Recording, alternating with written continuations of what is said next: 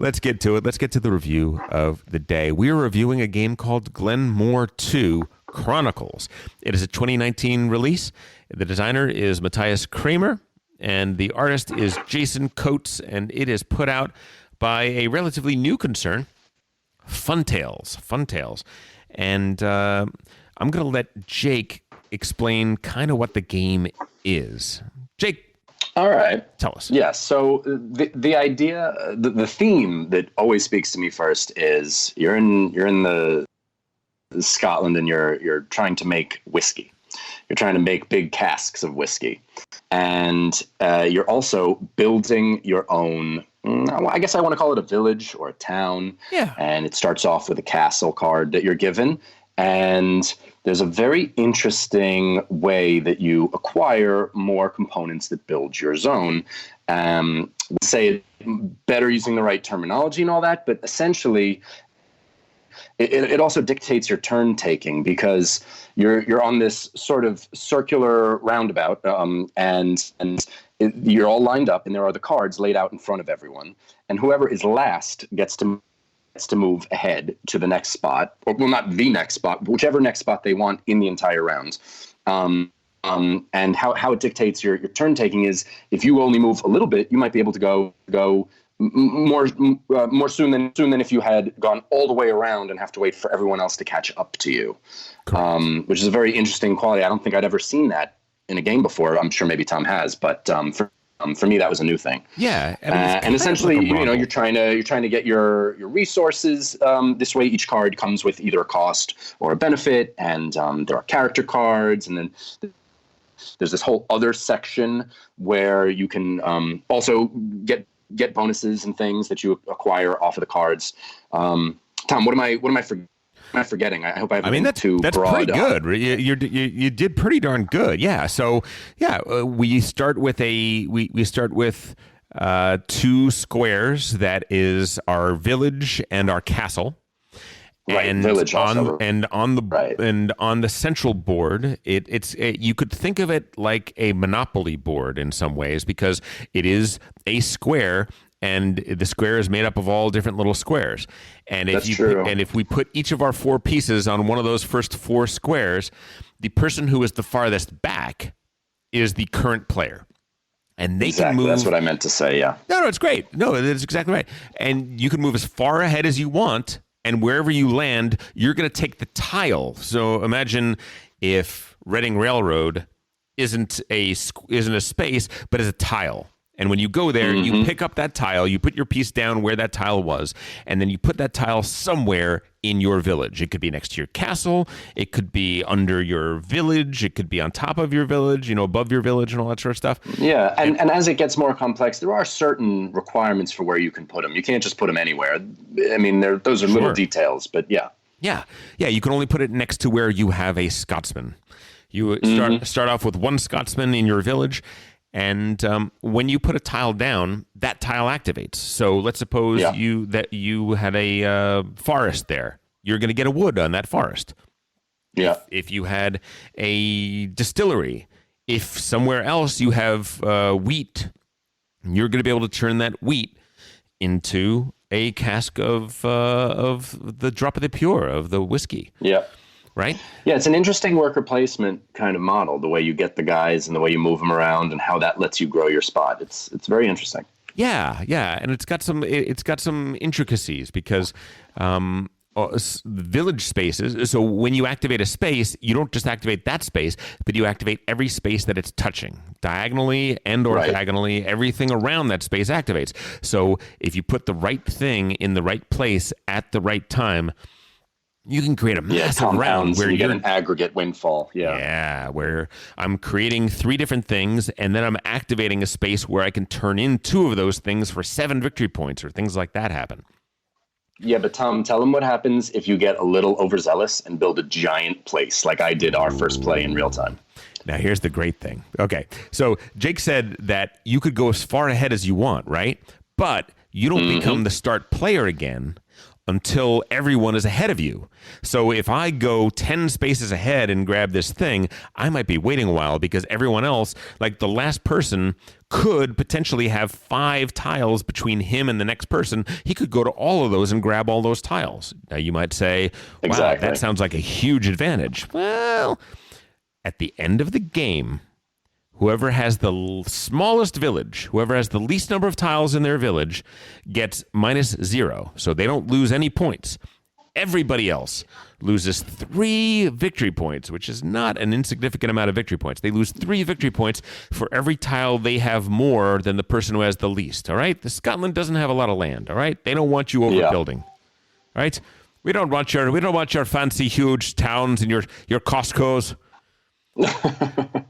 Right. Well, also it forces you to be clever in your construction. It makes you really consider where you put and what you put, because I knew that rule going in the first time we played, but I built like a gigantic mass of land and it just completely wiped me out. There was nothing left. I think I might have even been negative because of it. Yeah, it's one of those things that it is tough not to want to build, but keep an eye on everybody else. Now, there is something that you can do besides just building, because there are sometimes tiles out there that are famous personages. People like William Wallace, people like Robert the Bruce, people, all sorts of famous Scotsmen, Robbie Burns, people like that. When you grab one of those, that tile does not add to your village. That tile instead goes beside you, and then you get to place one of your clan tokens out on the Scottish clan board. There's another central board that essentially is just how would you put that, Jake? How would you describe that? I would call it, it's kind of like a tree that builds that gives you just bonuses. It's really just a bonus tree that you can like really, I guess it kind of has an engine building component in a way, but not really. But it's just another place where you can acquire bonuses for the game. Yeah, you can go to one place and it's going to give you another Scotsman that you could put in your home castle, which is a good thing to do. It gives you money. You can get resources. You can get. I think actually some of them have powers, right? Letting you do other things you couldn't otherwise do. Yes. Some of them do give you minor game-breaking powers. They're never major ones. I mean, there's one, for instance, that allows you to get rid of a tile that you don't want anymore, thereby reducing the total number of tiles you have. There are ones that are going to allow you to activate a building of this type or a building of this type that you have in your village. So various little bonuses you get from that. Now, there are 4 stacks of tiles. The A stack, the B stack, the C stack, and the E stack. There's actually some starter ones as well, but let's not count those. Yeah. When you get to the bottom of a stack, you have a scoring opportunity. And what we're going to score is we're going to score how many Scotsmen you have in your home castle. We're going to count how many special location cards you have. Some tiles come with a special location card that you get, and that location gives you an extra bonus. And in addition to that, it gives you points at the end of every round potentially, right? Yes, and just really quickly, also this is those 4 stacks is also kind of like the game clock. Yes. When you get to in the middle, somewhere in the middle of the 4th stack comes the end of the world card, and when that tile comes out into the game, once everyone has passed that tile, the game is over. Yeah, it's almost like each stack is an age in a way. I mean, a silly way to think of it, but that's sort of how I imagined it when we were going. It's not silly at all. I think that's exactly what it is. Yeah, I think that's exactly the way it's designed to be. Anyway, there are several different things like whiskey barrels. Whoever has the most whiskey barrels is going to, and it's not whoever has the most. If Jake has 0 whiskey barrels, I have 2, and Paul has 5, I'm going to score 2 victory points because I have 2 more than the person who has the least. And Paul, who has 5 more, is going to score 8 victory points. So it's one of those things where if you have 1 more than the other person, you get 1. You have 2 more than the other person, you get 2. If you've got 3, you're going to get 5 points or something along those lines. It's that. Yeah, there's a lot of little mechanics like that force you to interact, because otherwise it kind of could feel a little bit like just group solitaire, where we're all building our own little thing and just moving around doing our own stuff. But if you're not paying attention to what the other person is doing, you're basically effed. Yeah, yeah. You want to figure it out. It's like, okay, well, let's see. He has more of those people, the famous personages, because that's another category that you get points for. So he's winning that right now. I think he's getting 3 points for that. So I could go and take this person, and if I take this person, then he's getting less points for that category. Or I have more Scotsmen in my castle than anybody else right now. Maybe I do this. That's going to get me another Scotsman who I can move into my castle, and I'm going to get even more points for that. You're trying to balance all of that. And in addition, as we said, there are tiles that give you scoring opportunities that are on the board. There's tiles that, for instance, go ahead, Jake. No, I was just going to say, and that thing about having your Scotsman in your castle is an interesting little way to reduce the size of your overall land as well, because you can only build a new piece if you've got a guy in an adjacent piece. But if you've brought them all home, then you can't build from there because you've already theoretically built a little bit around them. And if you bring them back to center, well, then you can't grow your world. Exactly, which can become a real problem in the game. We've seen. A couple of games ago, I had a big problem with that, where I was trying to get as many points as I could for having the guys in the castle, and then I realized, I only have one place I can build now, and it is not where I want to build anything, and I wasted turns doing that. So sure, it's an intricate balance. It's interesting. Yeah. Production values. What do you think of the art and the way the game looks? I love it. I think for me, who really looks at that almost first, but before I even look at the gameplay, I absolutely 2 thumbs up. I think it's beautiful. I think the world you build when you just look down at it, it looks great. I like the way the tiles fit together. I like the components. The barrels look like little die-cast barrels. They're not just little squares. I mean, some of the pieces are just little squares, and that can't be helped. But I really liked it. Yeah, I mean, actually, I don't believe there are too many little squares. In the Tabletopia version, there were squares. In the actual game, the pieces look like the pieces. And as a matter of fact, they even have. If you remember, we spent a lot of time putting stickers on the pieces. Like even the stone bricks. You're 100% right. I had gotten confused. Sorry, audience. And we most recently played it over the computer, and on the computer, it really makes them look like little squares. But in person, they really are beautiful little pieces. I had forgotten that. Yeah, even your little Scotsman. The 4 different player colors each have a different Scotsman symbol, like a different tartan. Yeah, the different tartan and a different plaid. One has a shepherd's crook. One has a sword. Another one sort of is striking a pose. They're all different and unique in kind of interesting ways. And yeah, they have these little stickers that go on them that all have their kilts on. So each and every piece in the game has a kilt, which is. It's cute as heck. It really is. I liked it. Yeah, it's a great detail. It's good attention to detail, and it makes it more fun for some of us.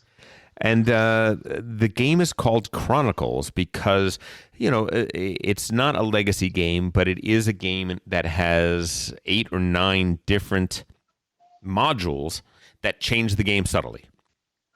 What we describe, I didn't know that. Which ones have we played with? Let's see. What did you play with me last time? This one we played on Tabletopia. We just played basic. Okay. Did you ever play the one with me where we had little boats that we were racing around the rivers? Yes, that's right. That was great. Right? Yes, that was a really cool addition. Yeah. That was the first Chronicle, and I thought it was it's kind of maybe my favorite. I thought that was really good. There's a Chronicle in which the whiskey distilleries change, where you swap out the whiskey distilleries, and now you have these cards in front of you that you're aging your whiskey, and you're aging single malt whiskeys for cool. Potentially a lot of points, which was quite interesting. There was a Highlander one, which said there can be only one, which is kind of the silliest of them, which all it is it puts a little hill on that circular track that you're putting on, and whenever you pass over the hill, you have to leave one of your resources or a coin behind until eventually somebody takes a turn to go on top of the hill, stand there, take all of those resources, and then keep going. So very simple. I don't think any of these modules are radical. There's one that's about the history Right. of Scotland, and that one is, I haven't done that one yet. It's very intense. I think I've done 5 of the different chronicles because I wanted to, to prepare for this review. I wanted to feel like we got a sense of what it is. The 2 most involved ones are one called The Penny Mob and another one called The History of Scotland. It's actually a huge long title, but it's sort of the not quite official history of Scotland. And that one has got a lot of different rules and a lot of color text and a lot of what you would call chrome in a war game. Chrome being these tiny little historical rules that are hard to remember, but make it feel more real and more accurately reflect the time. So that's one that one seems to have. I don't think that. And by the way, these chronicles are each in their own little tuck back box. The tuck boxes go into the inset of the game, which is it's a big box. They go into the box in such a way that it looks like a library of books, and you're pulling out a book for this chapter of Scottish history, which is gorgeous. It really is. It's really stunningly beautiful and very well put together. The reason this is called Glenmore 2 is that there was a game called Glenmore. Glenmore is a game that is also by Matthias Kramer, and it was a game from 2010. I think I played it first in somewhere around 2012, so about 8 years ago I played it, and it's a fairly small to medium box game. It plays very much like this one does, only it doesn't have the famous personages. It doesn't have the clan board and all that sort of stuff. It's more clean and clear in what it is. It's just about putting tiles down, building your things out. The tiles had roads on them, and your movement roads were a complication in terms of where you could move and where you could not move, and how you could move and how you could not move. So in that way, maybe a little bit better spatial puzzle. But other than that, I think Glenmore 2 is kind of superior in most other ways. I think it's really solid. What would you say the weight is for you, Jake? Where would you put this? Into light, medium, heavy? Where would you put this? I'd put it sort of medium to medium heavy. For me, though, and that I'm skewed because things that are light for some are medium for me. Yeah, I think this is, it's got a weight on the Geek of 3.13. I think that's pretty much dead on in the sense that this is not a hard game to understand. It is not. No, but it's a game that you can be, in 2 different leagues. If I'm playing and like just head to head versus you, we're kind of in 2 different leagues just from where we're starting from. It gives you the depth you can bring to it and a complexity that you can bring to it that you don't need to have that. Like if there was 2 of me playing it, we'd have a great time. But yeah.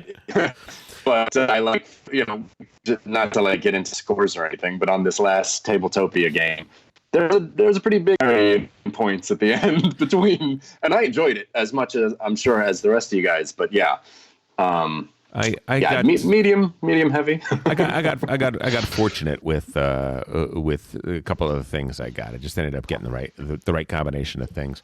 Yeah. But yeah, no. Yes, it is a easy game to understand. It is an easy game to learn. Yep. The mechanics of the game are not at all complex.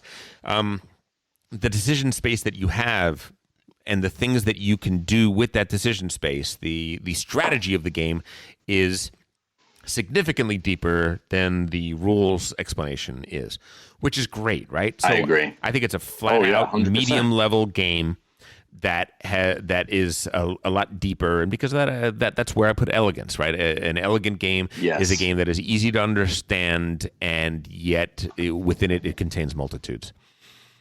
100% agree. And by the way, not completely off topic, if people want to go and just Google Glenmore Forest Park, it's gorgeous. So I'm sure when the people who were building this game had ideas for inspiration, like the real place, I instantly want to go there. It looks so beautiful. Yeah, and let me just say something. We got this copy from Funtails. Funtails was kind enough to send it to us. And Funtails is a German company that is just entering the U.S. market. When Trey and I saw this game at BGG Con in the Hot Games room, and we looked over the rules. We never actually got to play it. There were so many other things that we had, but we contacted Funtails then. I met one of the representatives, and I said, hey, I liked the original Glen more. What's the difference? And they talked to me about it, and I said, let us know if we can, if we can check this out. I would like to review this. And he said, well, we haven't really geared up our American sales arm yet, and we really, really want to. So we'd be very interested. So just the audience knows, I'd love this game, but this is a review copy, so keep that in mind. Jake didn't even know this was a review copy, so take his review. No, I had no idea. At face value. Yeah, no idea about that. But so thankful to them for sending it to us. I had many hours of fun playing it. Yeah, a lot of times on the Sommelier, we get requests for, okay, we got a slightly lighter group of gamers that are more, newer into the thing, and what do you got that, that I'm going to enjoy, even though I like heavier games, but is also going to appeal to these people that, they're not going to sit around for a 45-minute rules explanation. I think Glenmore 2 is a great copy for that, right? Absolutely agree. Awesome. Jake, thanks so much. Hey, if you enjoyed that video, you very well might enjoy the other videos you now see being suggested to you on screen. Also, we'd greatly appreciate it if you could like, share, or subscribe to our Game Brain channel. Thanks so much.